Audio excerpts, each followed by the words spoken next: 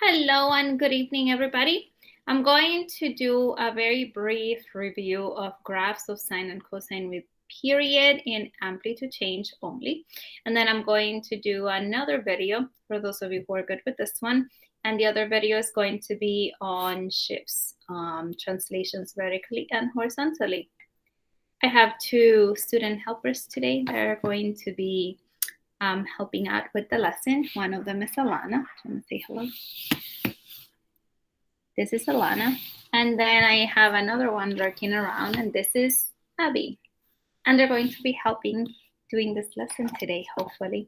So they are engaged. Okay, so we already talked about the graph of sine and the graph of cosine. So the basic sine curve is this one over here. And we're going to graph it with 5 key points. And we have the graph of cosine. This is the basic shape of the graph of cosine. And we're going to graph it with 5 key points again. How are we going to accomplish that? There are a set of steps, and my iPad froze. There are a set of steps that you are going to follow. There are a lot, but if you follow step by step, they should be fine. So in the past couple of lessons, we have identified the amplitude. The amplitude for a cosine or a sine graph is the coefficient of sine or cosine. So in this case, in the graph of y equals 1/2 cosine x, the coefficient is 1/2. Therefore, that's the amplitude for the graph.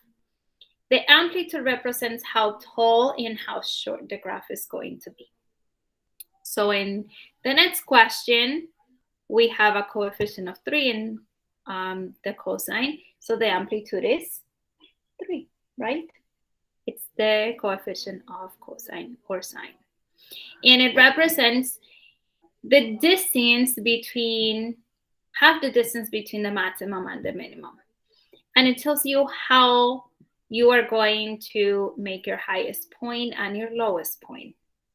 For example, in 3 cosine, we have a maximum point of 3 and a minimum point of 3. And if we have 1/2 cosine, we have a maximum of 1/2 and a minimum of -1/2. So that's amplitude. Now, period is the length of one cycle. How long it goes from the first point of the cycle to the last point of the cycle. That length is called the period. To find the period, we have a formula, and the formula is period is equal to 2 pi over b. B is located in the coefficient of x. The coefficient of sine, it's the amplitude. The coefficient of x is b. B is also called the frequency. The frequency tells how many full cycles you can complete by the time you reach 2 pi. And I'll talk about frequency later on also. But this is the formula for both sine and cosine to find the period. You have 2 pi over b. All right, so let's go ahead and do a couple of examples. And identifying amplitude and period should be quite simple. For this question, the amplitude is the coefficient of sine, which is 2. The period, you do 2 pi over b. That's the equation. So your b in this case is 1/2. So you do 2 pi divided by 1/2. Remember that when you're dividing fractions, you use keep, change, and then you flip the denominator, meaning the denominator goes on top and the numerator goes on the bottom. And that's our keep, change, flip. And then you multiply 2 pi times 2 and you get 4 pi. Then you have y equals negative cosine 2x. The amplitude is 1. The coefficient of cosine, there's no number there, so it's just a 1. That negative that you see in here, that negative represents a reflection on the graph. We do not have negative distances, and amplitude is a distance, so the amplitude is not going to be a negative number. It's just 1. And then period is 2 pi over b, where b in this case is 2. So we have 2 pi divided by 2, which is just pi. And the last one is 3 cosine 1/4 x, amplitude, coefficient of cosine, which is 3, and period is 2 pi over b, which is 1/4 or 1/4. So we have 2 pi over 1/4. That means we need to keep the numerator, change the division to a multiplication, flip the denominator. So instead of 1/4, we have 4. So we have 2 pi times 4, which is 8 pi. So I'm going to graph question number 1 and question number 2. So we will graph number 1 and number 2. So let's start with number 1. We have y is equal to 2 sine 1/2 x. 2 sine 1/2 x.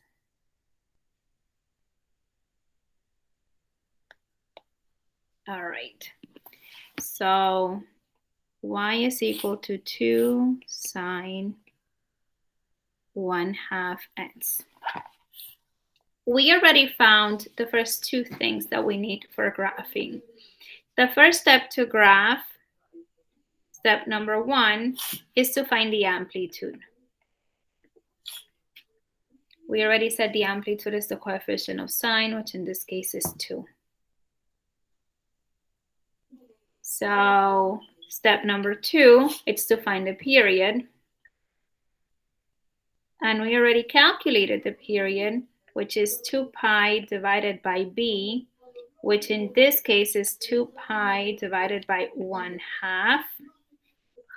So we keep the numerator, change the division into multiplication, and flip the denominator. So 2 over 1 is just 2. And we have a period of 4 pi. So that we got. Now the third step into graphing is to find what we call the increments. The increments is how our graph has been divided and how much we are adding from one point to the next. We do that by dividing the period by 4. Divide period by 4. So in this case, our period is 4 pi, and we're dividing it by 4. What's 4 divided by 4? 1? No way. So we have pi. All right, so the pi, which is our increment, tells us that we are going to go from one point to the next in an interval of pi. So in our fourth step, we are going to find 5 key points. Remember, how many key points? 5. Find 5 key points. We start with the x values. They're the ones who give us more trouble. So we find the x values by doing the following. If we are not moving anywhere, that means we have no shifts, our first key point and our first x value is going to be 0. To find the next x value, we are going to add what we call the increment, because that's what we add along the way. So we have our last point, our point 0, plus the increment of pi. This is the increment. And 0 plus pi is equal to just pi. Now we move on to the third point. We take the last point, which was pi, and we add the increment of pi. And what's 1 pi plus 1 pi, Nana? 2 pi's. You got it. See? Easy. Even my 4th grader can do it. The The next one is 0.4, where we have the last point of 2 pi plus the increment of pi. And what's 2 pi plus pi? 2 plus 1 pi? 3 of them. We have 3 pi. Easy peasy. And we find the fifth point. And in the fifth point, we add 3 pi plus pi. I don't think Alana can do this one. This is too hard. What's 3 pi plus pi? You got it. It's 4 pi. High five, Nana. All right. Now we are going to find the y values because now we have 5 x values. So we find the y values.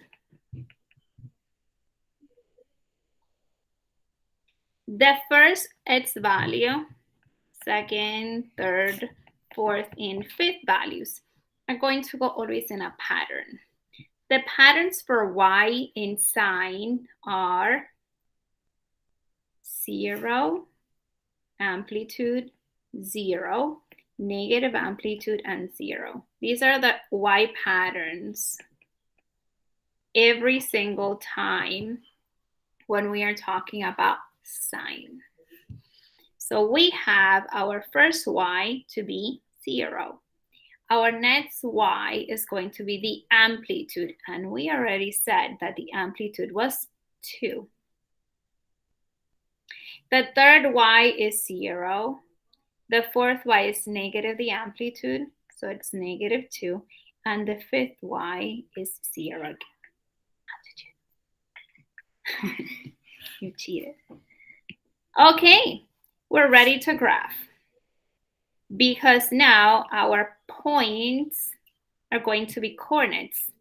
The first coordinate is going to be 0, 0. Then we have pi 2. Then we have 2 pi 0, 3 pi negative 2, and 4 pi 0. And we're going to plot them on a graph. Yes, it's real easy. So we are going to graph this right over here. I don't like where that went, so I'm going to move this.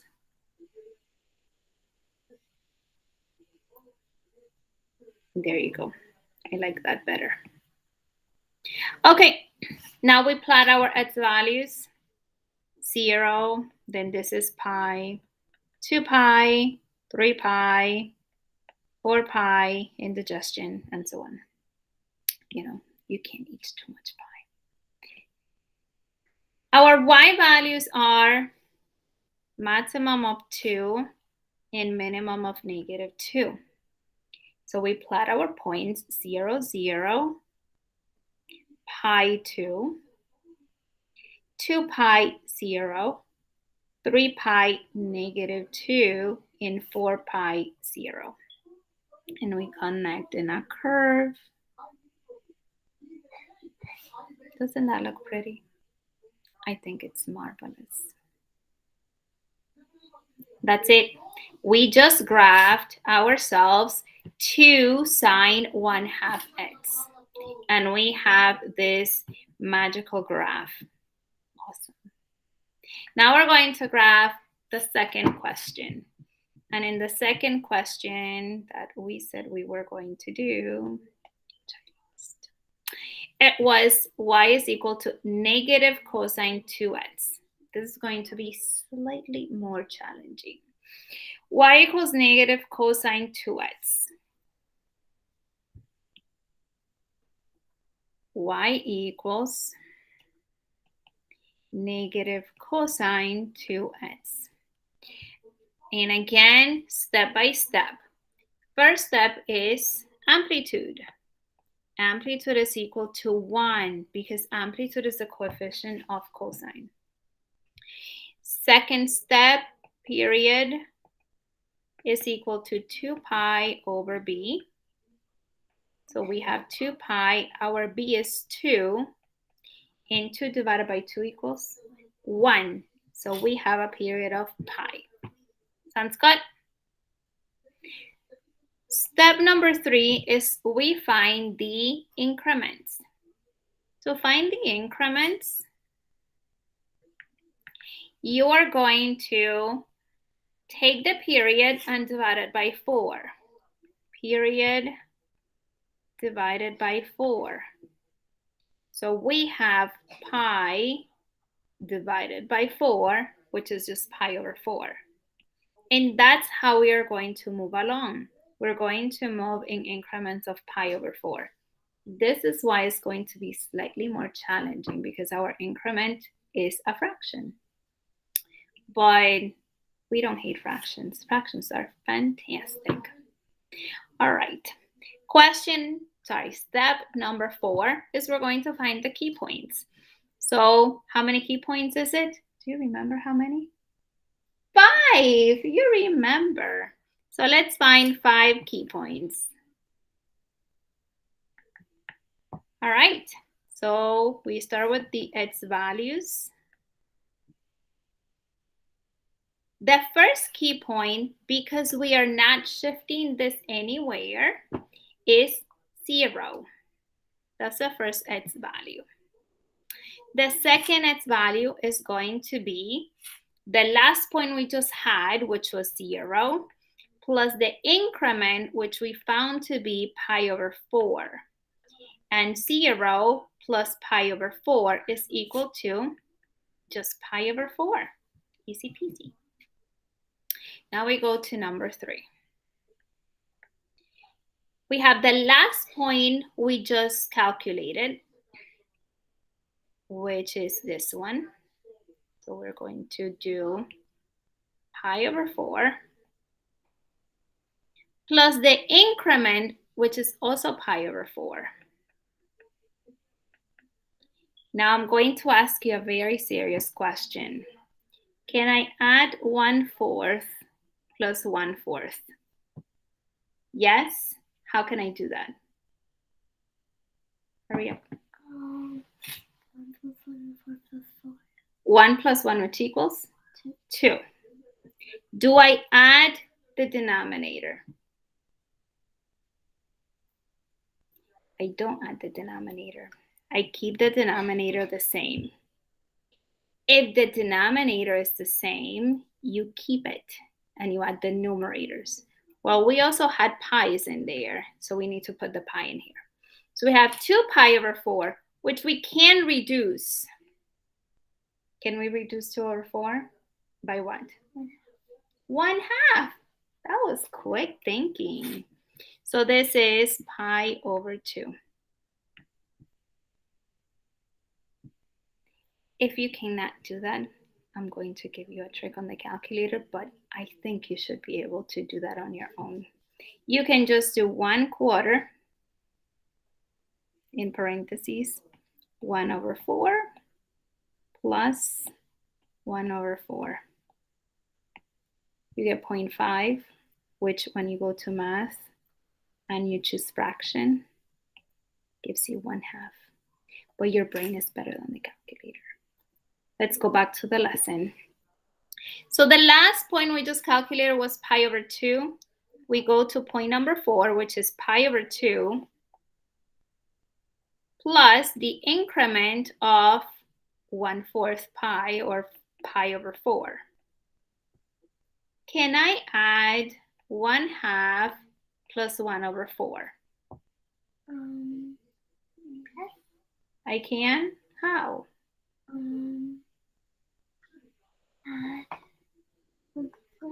Nope. If the denominators are not the same, do not add. You remember that?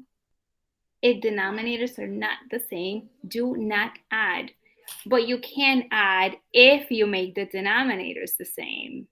So we are going to make the denominators the same because if I multiply 2 times 2, I get 4. Well, then I have to do the same on the numerator. And now I have 2 times 1, which is 2 over 4 plus 1 over 4, leaving me now with fractions that I can add. And what's that? What's 2/4 plus 1/4? 3/4. and we keep the pi in there. We have one more point, which is point number 5. By the way, if you are so scared of fractions you don't want to give it a try, you can do 1/2 plus 1/4 on the calculator. Alana, you will never do that. 1 divided by 2 plus 1 divided by 4. And you get 0.75. And you go and click math, and you get fraction, and you get 3/4. And the pi goes on the numerator. So we have 3 pi over 4. Last but not least, our last point, which is 3 pi over 4 plus pi over 4. Can I add 3 over 4 plus 1 over 4? What's that? 4 over 4. And what's 4 divided by 4? 1. So we have 4 pi over 4, which is 1 pi. Ta-da! That was the most difficult part. So we accomplished that. Thank you, Alana, for your help. So all of this fraction work, I'm going to move to the side so that we can do the y values now. So we did all of the x's. Now we move on to the y's. Now the y values for cosine go in the following pattern because this is cosine. So the cosine y go amplitude first, 0, then negative amplitude, then 0, then amplitude. So our first point is amplitude, and the amplitude in this question is 1. Our second point is 0. Our third point is negative amplitude, so -1. Our fourth point is 0, and our fifth point is the amplitude. I wrote A. I meant 1. So if we were to graph that, we write it, we graph it right over here. I'm doing a class. And now we plot our points. Pi over 4, pi over 2, 3 pi over 4, and pi. Our amplitude is 1, 1, -1. So if we were just to graph this, this is going to be our graph. 0, 1. I should highlight it in a different color so I don't confuse it with the increments because this was the increment all along. So let me put it in green. So 0, 1, pi over 4, 0, pi over 2, -1, 3 pi over 4, 0, and pi 1. Miguel. So the first point is 0, 1, pi over 4, 0, pi over 2, -1, 3 pi 4, and pi 1. And this is the graph.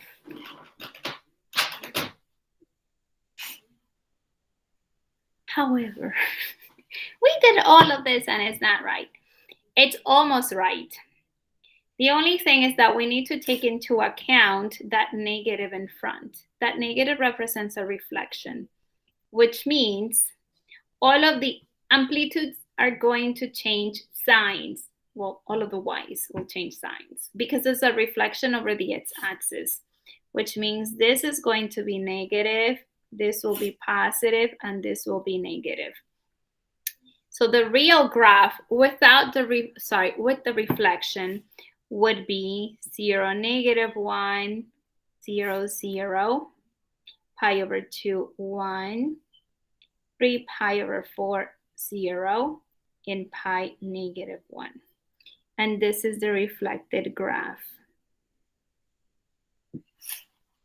So you can see that flip going on, that reflection going on. But that looks pretty cute. It almost looked like the DNA. I like it. All right, so here you go with 2 more examples on all of the steps that involve graphing. These are not shifts graphs. These are just plain graphs with period and amplitude. And it involves all of the steps. No matter how difficult or how easy your period is, these are all of the steps and they never change. The only thing that's going to change is the numbers, obviously. Sometimes you get a B that is 2. Sometimes your B will be a third. Sometimes your B will be 3/4. So whatever your numbers are, if you follow the steps, period is 2 pi over B, and then you divide that by 4, which, by the way, dividing by 4 is the same thing as multiplying by 1/4. And then you continue with your its values in that organized way, where you do first point, then the last point plus the increment, then the last point plus the increment. Then you should have no problems. And if fractions are a problem, because sometimes we make mistakes with fractions, right, Alana? Then use your calculator. Or you can come to Flex and I can show you how to do fractions and you can see how they are really not that bad. All right, so have a good evening if you're watching this tonight, or have a good day if you're watching this in the morning. Hopefully, if you were having trouble with graphing, this will solve all of your issues and bring more peace. Have a good night.